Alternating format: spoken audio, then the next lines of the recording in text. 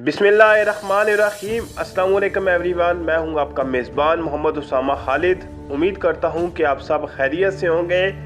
कुर्लुश Usman season 5 episode number 134। और कल expect किया गया था कि कल जो ट्रेलर दिया गया उसके बाद हो सकता है एपिसोड ना अगले वीक आए, लेकिन साथ ही कुर्लुश उस्मान वालों ने अगले ही दिन न्यू एपिसोड रिलीज़ कर दी। और मैंने कल उस पर भी वीडियो बनाई थी और उसको कुछ चीज़ों को मैंने कल भी डिस्कस किया था। आज की वीडियो में ज़्यादा मैं पुरानी एपिसोड को नहीं डिस्कस करने वाला। आज की वीडियो में हम देखते हैं कि ट्रेलर में आगे क्या होने वाला है, वही चीज़ आगे देखते हैं।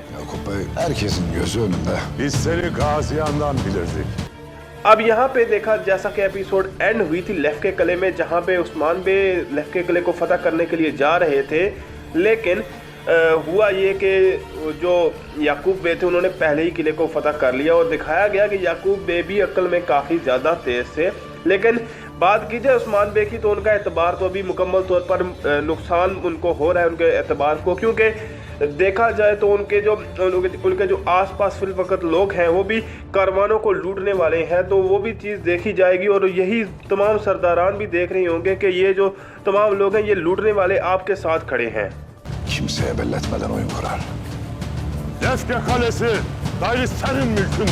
उस्मान बे यहाँ पे पहले तो ये कह रहे थे कि याकूब बे बेशक उनकी हर किसी की नज़रें उन पे हैं, लेकिन जहाँ पे बात की जाए याकूब बे की तो वो हर किसी से छुपा कर फिलहाल खेल रहे हैं और किसी को भी सामने नहीं कर रहे, किसी तरह से भी अपना खेल जो है वो सामने नहीं शो कर रहे। हालांकि जरकुताई का भी सारा मामला उन्होंने उस्मान बे से छुपा के रखा।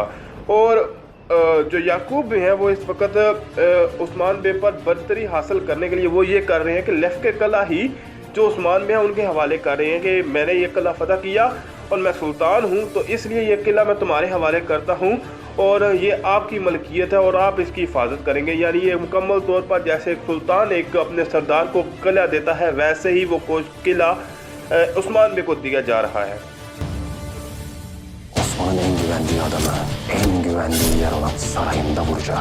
कल रात को जब मैंने वीडियो पोस्ट की तो वहाँ पे कमेंट आया कि बुरहान अल्प की शहादत ज़ख्मी उनको दिखाया जा रहा है। तो जाहिर सी बात है उस वक्त मैं वो वीडियो बना चुका था, इसीलिए वो मुझे अपलोड करनी थी।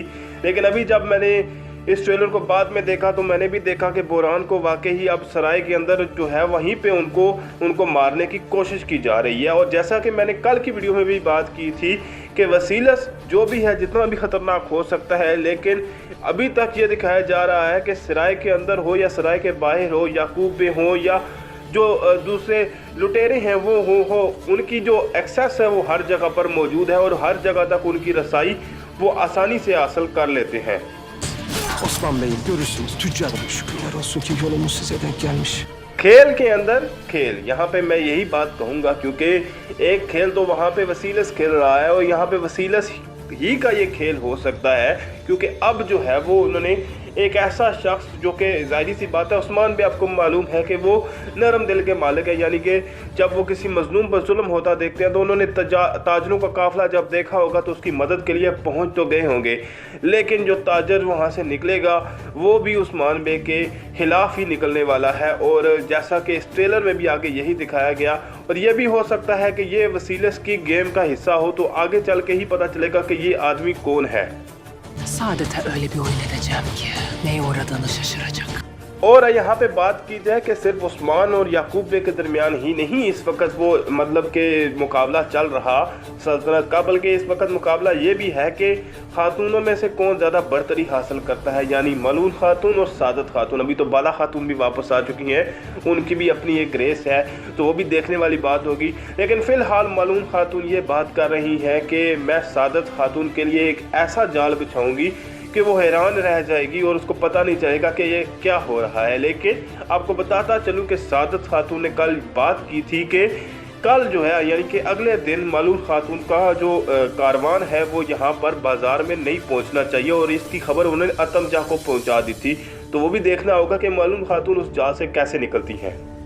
Şimdi kervanı Yenişehir'e döndüreceğiz. Hem yarın benim sarayıma gel. Geleceğim Osman। तो यही बात की थी मैंने थोड़ी देर पहले कि यहाँ पे उस्मान बे जो रहम का उनके अंदर वो रहम करते हैं लोगों पर और मजलूमों को मतलब मुश्किल हालात में नहीं देख सकते, उसकी इनकी इसी बात का फ़ायदा उठाया जाएगा। और यहाँ पे उस्मान बे उसी ताजर को, यानी कि जो अभी फिलहाल ताजर ही लग रहा है, तो उसको अपने सराय में दावत दे रहे हैं। और वहाँ पे वो कह रहा है, यानी कि तलवार को गुस्से से अंदर देखो, उसके जो इर्द गिर्द बच्चे हैं वो भी गुस्से से टोपियाँ फेंक रहे हैं। तो इससे वो यही बात कह रहा है कि मैं आऊँगा। अब ये भी देखना होगा कि क्या ये वही शख्स है जिसके बारे में वसीलस ने बात की थी कि जब मेरे उस्ताद मोहतरम आएंगे, तो हो सकता है ये वसीलस का उस्ताद हो और इसी के नीचे उसने सारी जो है वो अभी तक प्लानिंग की हो और वसीलस इसी के लिए काम करता हो। ये आने वाली एपिसोड में ही क्लियर होगा। Geleceğim. Hazineyi aldım. कल की वीडियो में मैंने यह भी बात की थी कि उस्मान बे को हर लिहाज पे कमज़ोर दिखाया जा रहा है और अब देखा जाए तो ओरहान भी अभी इस वक्त इस महाज में कामयाब हो गए हैं।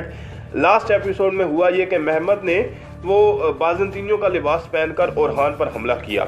अब ओरहान भी उसका इंतकाम सामने से आकर नहीं लेने वाले, बल्कि वो मंगोलों का लिबास पहनकर आए और उन्होंने महमद पर दोबारा हमला किया और ख़जाने को हासिल कर लिया। यानी कि वो जो उनको फ़र्ज दिया गया था वो उसमें पूरा उसको करने में कामयाब हो गए। लेकिन उन्होंने भी अपना ऐसा नहीं दिखाया कि मैंने मतलब कि बिल्कुल ओरहान बे हूँ। उन्होंने भी ये बताया कि मैं मंगोल हूँ और मंगोलों के तौर पर इस ख़जाने को हासिल कर रहा हूँ। Ama Mehmet'i vurdum beyim. तो यहाँ पे बात यह की जा रही है कि ख़जाना तो ओरहान बे ने हासिल कर लिया, लेकिन वो साथ ही साथ अपने वालिद यानी कि उस्मान बे को इस बात की खबर दे रहे हैं कि मैंने ख़जाना तो हासिल कर लिया, लेकिन हुआ ये कि मैंने महमद को मार दिया, यानी कि कत्ल नहीं किया। लेकिन जब वो उन्होंने धमाका किया तो उसकी वजह से महमद को हो सकता है कोई चोट लगी हो, नुकसान पहुंचा हो। और वो इस बात को इसलिए बता रहे हैं कि अगर वो याकूब बे इसका सवाल करने के लिए आते हैं और अपने बेटे का हिसाब मांगने के लिए आते हैं, तो उस्मान बे को इस बात का पता हो और वो हर चीज़ से बाखबर हो। ये ना हो कि उन्हें इस बात का भी इल्म ना हो। Son kez sorarım sana. Ardımda mısın? Karşımda mısın? अब यहाँ पे याकूब बे ये बात कह रहे हैं कि मैं आखिरी दफ़ा आपसे पूछ रहा हूँ कि क्या आप मेरे साथ हैं या मेरे खिलाफ हैं। हालांकि अभी तक तीसरी चौथी एपिसोड में वो मतलब 3 या 4 एपिसोड में कोई ऐसी बात हर एपिसोड में वो 2-3 दफ़ा उस्मान बे के सामने कर चुके हैं और उनको कह चुके हैं कि आप मेरी बैत कर लें और मुझे सुल्तान के तौर पर कबूल कर लें। और उस्मान बे अभी तक किसी न किसी तरह से वो याकूब बे को इस बात से इनकार कर रहे हैं और उनको मतलब इस बात के ये मतलब अभी वो नहीं मान रहे और होना भी यही है कि उन्होंने मानना भी नहीं है। लेकिन हो सकता है कि इस सीरीज़ में किसी न किसी सियासी हिकमत अमली की वजह से दिखाया जाए कि उस्मान बे पहले मान जाते हैं, लेकिन ऐसा होने वाला नहीं है। ऑब्वियसली उस्मान बे की अपनी सल्तनत उस्मानिया थी। खैर, ये मेरे कुछ अंदाजे हैं, हो सकता है ये दुरुस्त और हो सकता है ये गलत भी हो सकते हैं।